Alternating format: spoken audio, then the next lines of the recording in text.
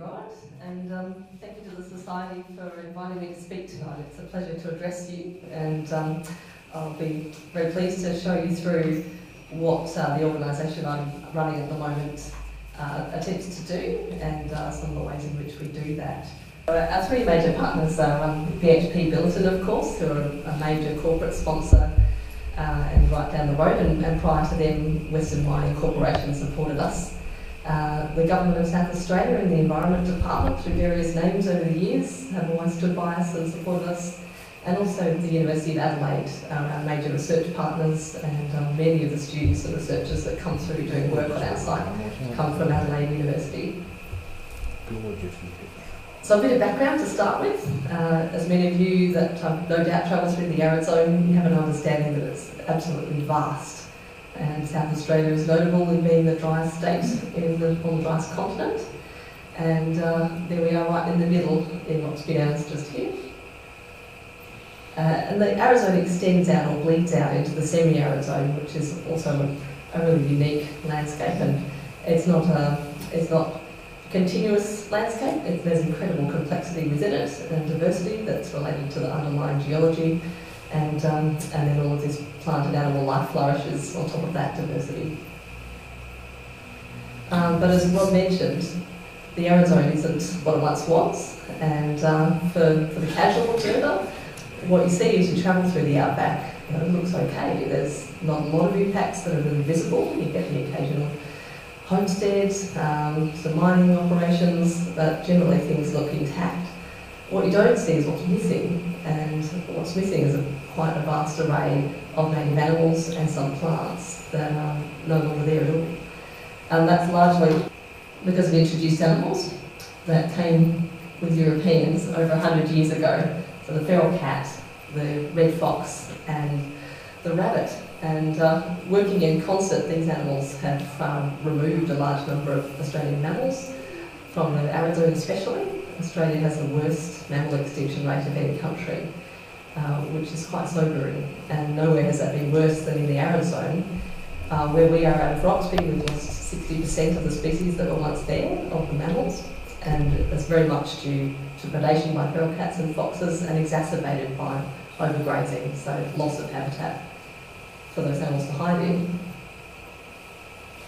So in recognising this, those that founded Arid Recovery, as some of you may know, John Reid, Catherine Mosby, others in the department, Peter Coakley and David Payton at Adelaide University, they set out to address this, and they saw an opportunity when calicivirus was first released and rabbit numbers dropped by 90% in some places.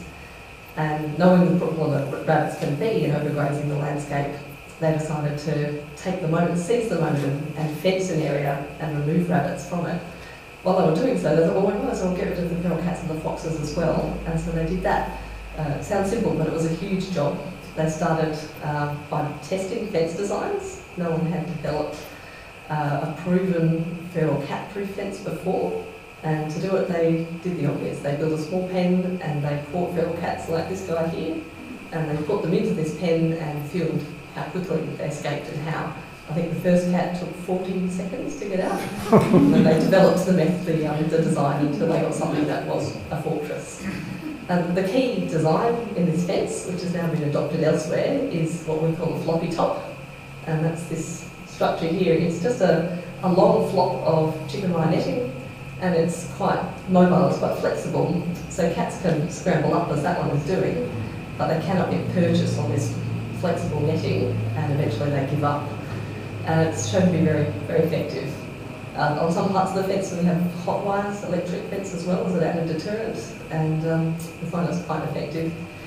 It's one thing to build a fence. It was a huge effort to eradicate the ferals from within it. Getting rid of cats and foxes wasn't nearly as hard as getting rid of the last rabbit. From the whole reserve, it took 2.5 years before the very last rabbit was removed. And I think there was a lot of beer drunk at that point. So this is the fence going up. There was an enormous amount of volunteer effort, a lot of help from the Green Corps at the time in building it, a lot of big hats from the pastoralists around that helped as well. And this chap here is collecting quite a number of rabbits. Now the reserve, it's now considerably large. We have 123 square kilometres. The first section to be built was this main exclosure here, that's 14 square K. And in successive years, compartments were added, this section and this section up to here. Incidentally, the dog fence runs through here, for those of you that know that. And now the whole place extends up 25 kilometres from north to south and covers 123 square Ks. It's in creating the reserve in compartments, it's presented us with a really useful scientific opportunity, and we can basically treat this like a landscape scale experiment and treat each compartment differently, and there's different processes going on in each. So originally this compartment here was set up as a control, so there were no feral animals in there, but there were also no reintroduced species, no bilbies and so on, which I'll talk about in a moment, so that the impacts of those animals and the impact of removing ferals could be measured very accurately, and that has been very useful. And I'll touch on a bit later, but these two top compartments now we designate as our experimental zone, and that's where we're trying to really push the boundaries of what we can do in establishing these animals that are quite vulnerable, but really trying to get them out of fenced reserves and surviving on their own. I'll just go back, we now have 80 kilometres of fencing to look after, and that's a large part of my job, resourcing that. So there are now 4 vulnerable threatened species that have been re-established within the reserve. The first to go in was this guy. He's a greater stick-nest rat. And very fortunately for this animal, a very small number of them survived off some islands off the South Australian coast, off the Eyre Peninsula. This is Roxby Downs here, one of the reintroduction sites, and we were able to translocate some of these rats into the reserve once the ferals had been removed, and they've established well. They're quite unique rodents. They're not your average rat. They live in these enormous stick nests, as the name implies, that can be 3 metres in diameter and 1.5 metres high, and incredibly well engineered. They'll live in those nests for generations, and they'll glue all of the sticks together by their excretions over time, and it's got a very distinctive smell. The second species to be reintroduced was the burrowing bettong. These are one of the smaller members of the kangaroo family. They're a rat kangaroo, and they're the only rat kangaroo that burrows. And they dig warrens, much like rabbits, and they are very social, so they live in family groups in warrens, and they're very, very industrious diggers. So these were brought over from Western Australia. Again, they only survived as a species on islands that were predator-free, and so that's where we brought them from and released them into the reserve. I'll talk about these a bit more later. The third animal in 2000 to be released was the greater bilby. The bilby was a little different to the rat and to the bettong in that bilbies are actually still surviving in parts of the mainland. So there's something that a bilby's got going that a rat and a bettong don't, and we're very interested to understand what that is. But as some of you may know, bilbies continue to persist in Western Queensland and in parts of WA. And so some of these animals were brought from those places by Monarto Zoo and released into our reserve, where they're doing quite well now. I'll talk a bit more on bilbies later. And then the fourth animal to be reintroduced successfully was the western barred bandicoot. This guy is about half the size of the bandicoots that you'd see around here in the hills, and it was only known from a few islands off the coast, similar to the bettong, but they used to be right across the arid zone. So they're pretty happy little chaps now in the reserve. We've attempted to reintroduce a couple of other species. We attempted to reintroduce numbats in 2005. These came from Yukon Sanctuary over to the east of Adelaide here. And we did it as a trial because we wanted to understand how all the animals would establish. And we had 6 individuals that did quite well for some months. But when the females had young and were slower getting around because they had the demands of their young, we found they were all picked off by falcons, which was most unfortunate. But you live and learn, and if we do it again, we'll try and introduce more so that they can tolerate that kind of event. They're gorgeous animals. The other species we attempted was a thing called a woma python. They're very much a desert snake, non-venomous, and they can grow to 3.5 metres in length, and so they're quite a substantial snake. They've declined considerably in the arid zone as well, so bringing them back would have been quite exciting. But surprise to us, most of the, well, all of the snakes that were introduced were killed by mulga snakes, by ground snakes. And we think that's because the wormer pythons we introduced were quite small. They were young, captive bred individuals with no experience in the wild, and they obviously didn't know anything about mulga snakes, and they found out to the detriment. So if we were to do this again, we'd introduce fully grown wild snakes, wild pythons that had experience of those kind of threats.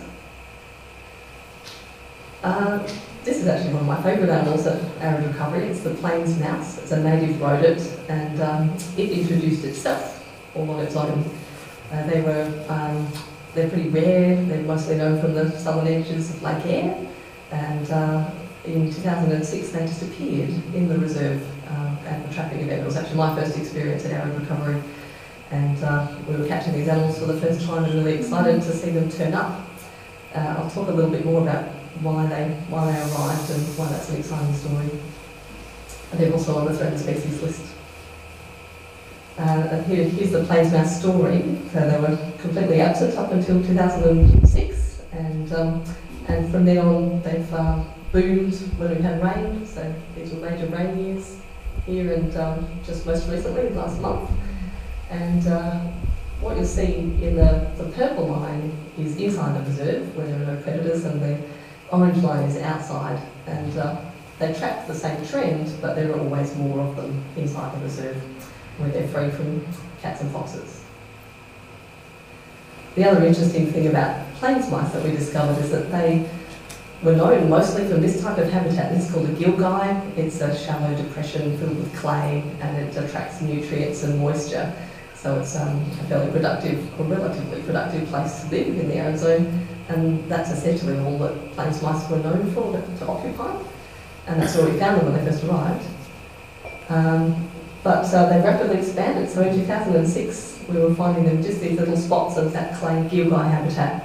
But these days, they're absolutely everywhere. You're tripping over them basically, and they're living in dune habitat and clay and gibber and everything. So what that tells us is that what we thought we knew about plains mice, that they love these little clay depressions, is probably actually an artefact of the pressures on them outside of fences, where they have cats and foxes after them. When you remove those threats, they're quite happy living anyway. So I'll talk a little bit now about what a day is at Arid Recovery, or what we get up to throughout the year to keep track of what we're doing there. And we have a team of scientists internally, and then other researchers that come in and work with us. And we monitor how the populations are doing that we've reintroduced, and what their impacts are on the vegetation of the reserve. A large part of what we do is looking for tracks. We're fortunate to have all this lovely sand, and it's really easy to read what the animals have been doing and how many there are. And so every quarter we go and we drag with a quad bike a length of dune over several kilometres, and we count the tracks. And it's a really pleasant activity early in the morning, walking along and identifying all of the animals that have been there the night before. And it's really good data. We can tell how the wilbies are tracking compared to the betons over time. If we see any concerning declines, we can then follow that up. We also do some trapping, and when we get an animal in the hand, we can then assess what it's doing reproductively. Are they breeding at the moment, and how their health is, what are their health and weight, and pick up on any diseases that might be entering the population. So we usually do this on an annual basis, and we'll trap things like betons. Betons absolutely love peanut butter, so you basically have to fight them off to get in the cage. Bilbies are a bit trickier to catch. They won't enter traps very readily, so the best way to catch a bilby is to spotlight, drive around slowly with the spotlight. When you see one, you just race after it and net it. So they have a very erratic way of running. They zigzag, which is their way of evading predators. So it's very funny to watch people racing off erratically through the night, and it's a lot of fun. We measure other signs of animals. So these people are measuring the stick-nest rat, measuring its dimensions and looking for activity. We do a bit of that to keep an eye on the rats. And we also look at the smaller animals, the small vertebrates, particularly reptiles and the rodents, with pitfall trapping. So this young man here is checking a drift fence line, which is just a small bit of fly mesh that we stretch across the landscape, and there are pits dug into the ground that the animals are directed into, and we can collect them from there. It's delightful seeing the diversity of reptile fauna in the Arid zone. Australia is well known for having an incredibly diverse reptile fauna, and we're really blessed to see that at Roxby, where we see an incredible array of skinks, especially dragons, geckos, flying snakes, and all kinds. And most of these animals you just never see otherwise, because they're so small and cryptic that you don't see them unless you get them in a trap. So it's a pleasure to work with these. So that's our day-to-day monitoring, but we're not just about creating a reserve and letting it run and saying that's that, we've done it. We really want to work very hard at developing the science to contribute to conservation and go the next step beyond fencing and securing these populations into restoring beyond the catch. So a lot of what we do is geared at trying to work on ways we can reintroduce animals, ways that we can give them an edge against some of the threats that they're up against outside of the reserve. And in the process, we're always trying to be very transparent and make the information available to everyone. So we work hard at publishing what we do, and work with the academics that we work with to do that. And we try to report on absolutely everything that happens, even if it didn't go so well. So we try to write up the lessons that we've learned from things that have failed, just as much as the successes. So at the moment, I'll talk you through some of the stories, some of the key bits of research that we've done at Arid Recovery over the years, and here we go. So one of the early pieces of work that was done was to try and understand the role that bilbies play in the ecosystem. Bilbies are incredibly good diggers. They can turn over about 3 tonnes of soil annually, one bilby. This here is a foraging pit that a bilby has dug. They're mostly insectivorous, so they're always digging for little grubs and worms and small reptiles. So they leave these little pits everywhere. The landscape at the reserve is just pock-marked with all of these pits. And some of the early research that our collaborators did was to measure the impact of all of these little pits. And they found that they're essentially little compost piles, because the hollows will collect vegetation that flows in, and they'll collect moisture, and all of that produces more nutrients in the soil. So inside a bilby dig, the amount of carbon is much greater than the neighbouring soil surface. And that actually results in greater germination of plants. So this is the rate of seedling germination inside a bilby dig compared to the surface. And also compared to rabbits. Where rabbits dig, whatever rabbits do, they just don't dig deep enough, and it doesn't have the same effect as a bilby dig in encouraging plant growth.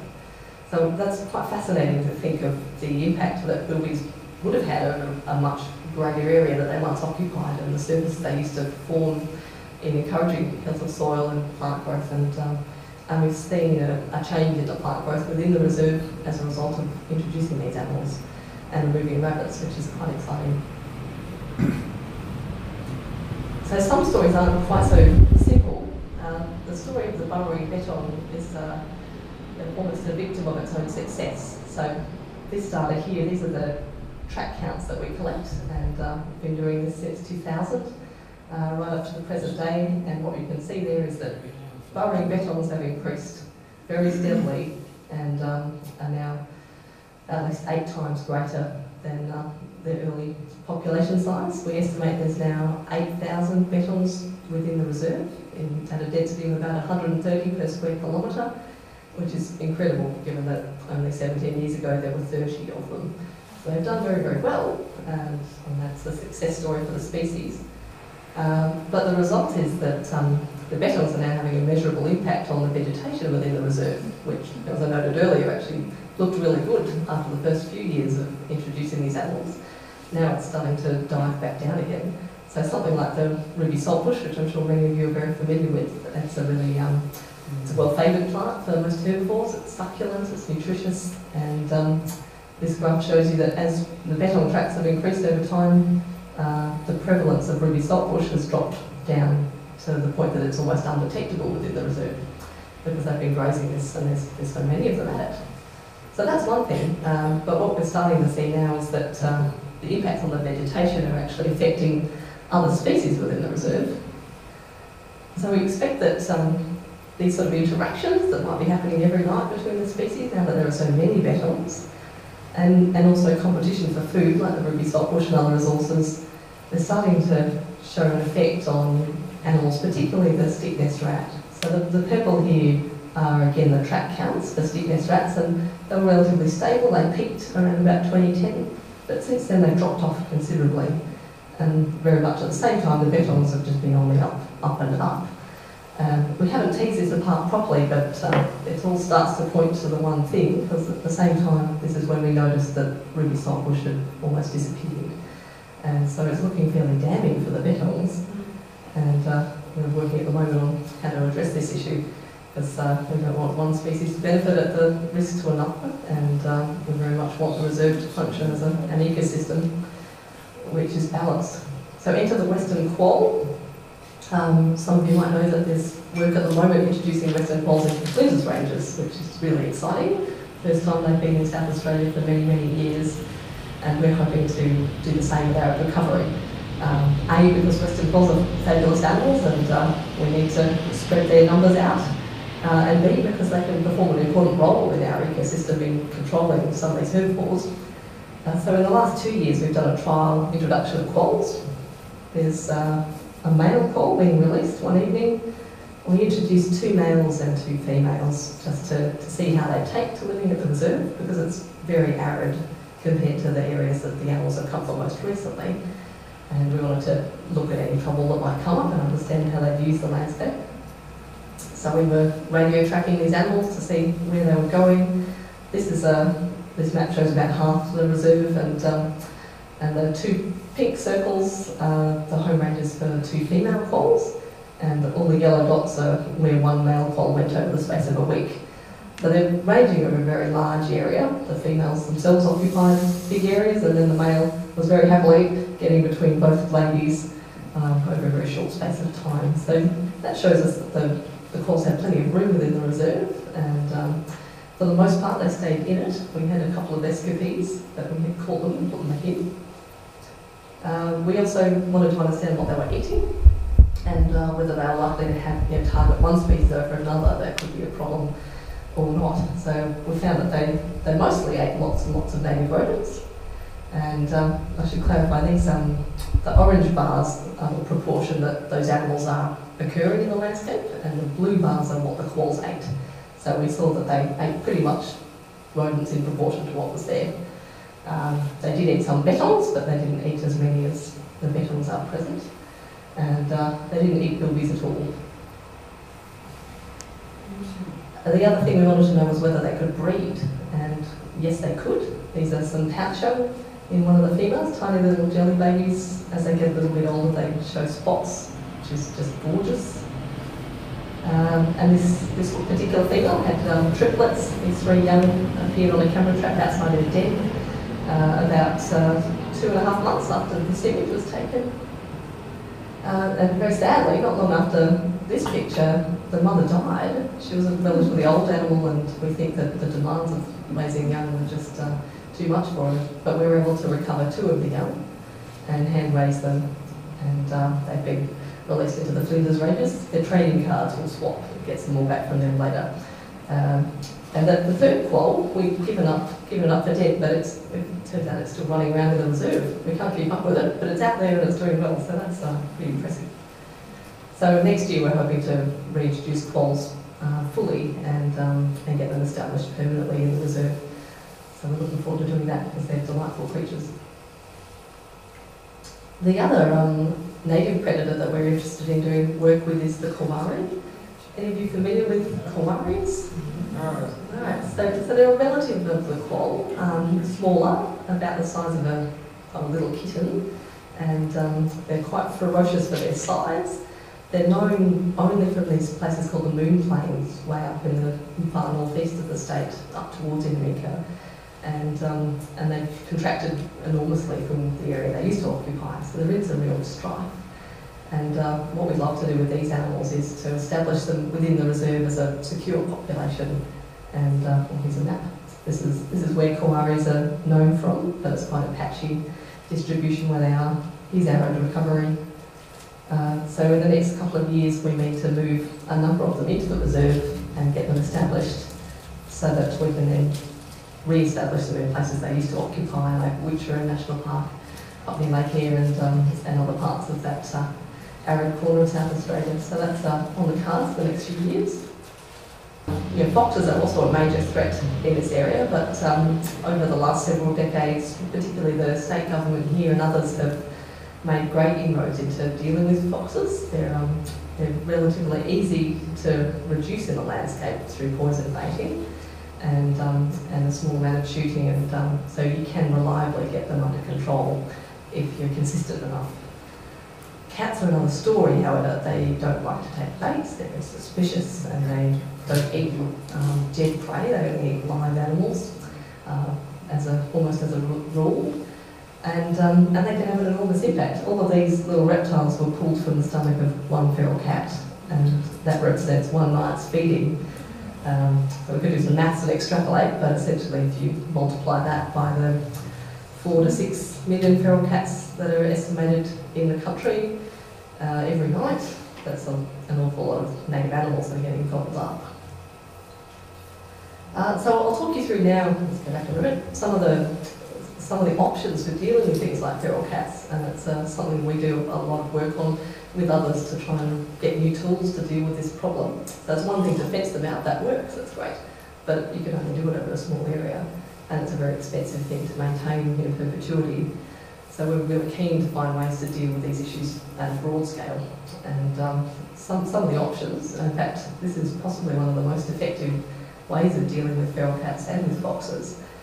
Cats and foxes eat rabbits, and when rabbits are in high numbers, they prop up the cats and foxes, and so you get greater numbers of those predators in the landscape than you would otherwise.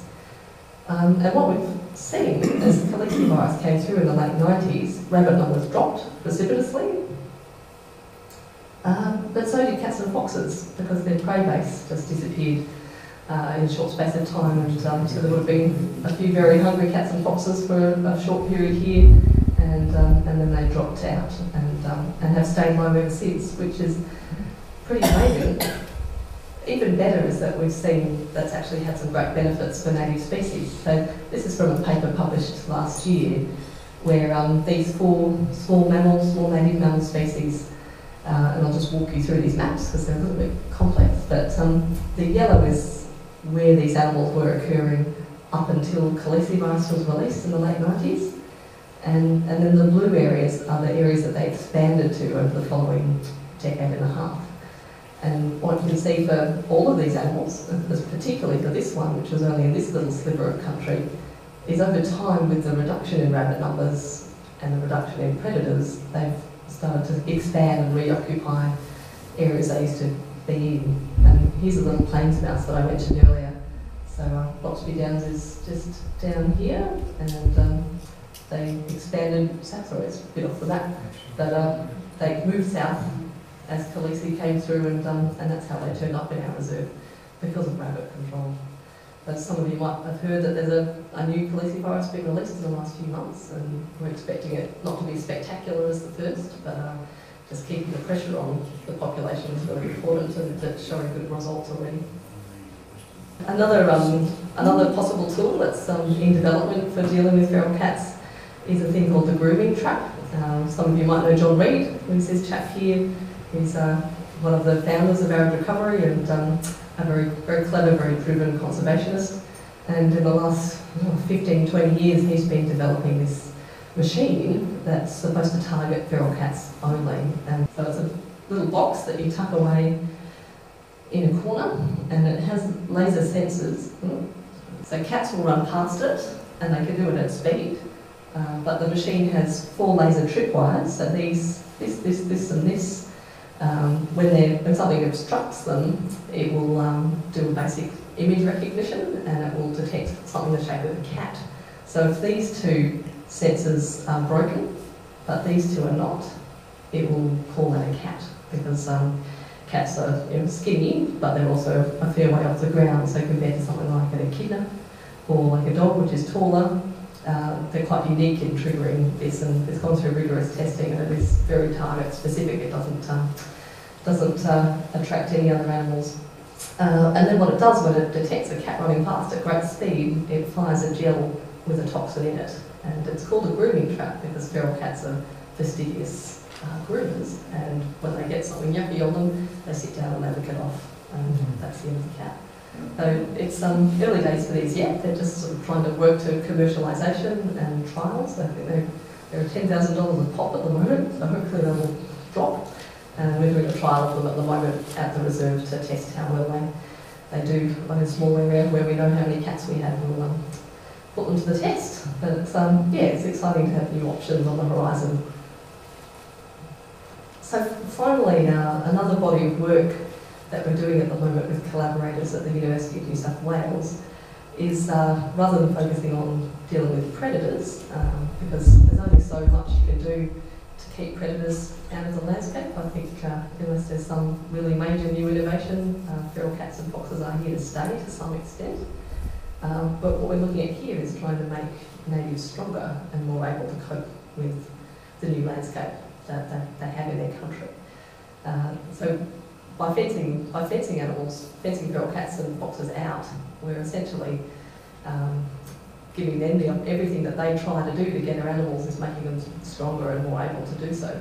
And by fencing our native animals in, we're actually making them dumber about predators. Because things like this bettong here haven't been exposed to cats or foxes for well over 100 years, and that's quite a few generations. And they don't know what they're dealing with. They don't know how to deal with this threat. So what we're doing is a thing called in situ predator training, and that's where we're exposing in a controlled way our native animals to feral predators and encourage them to develop more appropriate behaviours. And it can be a bit grisly because we know that cats will eat bettongs when we expose them together, but it's basically fast-tracking natural selection. So those bettongs that get eaten are the slow ones, or the ones that weren't looking, or the ones that didn't know what was coming after them and thought, oh! Whereas the bettongs that survive will be the clever ones that have what it takes to make it outside of the fence. And this has been running for 2 years now, and we introduced 300 bettongs into a 37 square kilometre area, and put 4 cats in there with collars on so we could track them.